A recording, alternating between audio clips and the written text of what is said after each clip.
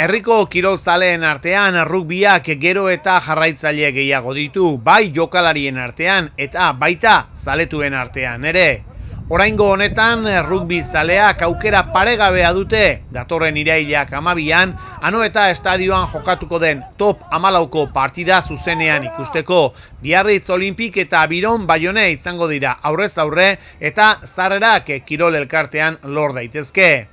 10 eurotatik hasi eta 50 eurotako sarrerak topatuko dituzue eta bertara joateko asmorik izan ezkero, sarrerak irailak 3 baino lehen jaso behar dira. Horretarako klubetik pasa eta ordaindu egin beharko dituzue. Beraz, ez dago aitzakiarik rugbia zuzenean Anoetan euskal talde bikain hauen arteko norgehiagoka gozatuz ikusi nahi baduzue, oraintxe da aukera, sarrerak irailak 3 baino lehenago lortu eta jarraian Donostiara joan eta partida bikain hau ikusi ahal izango duzue.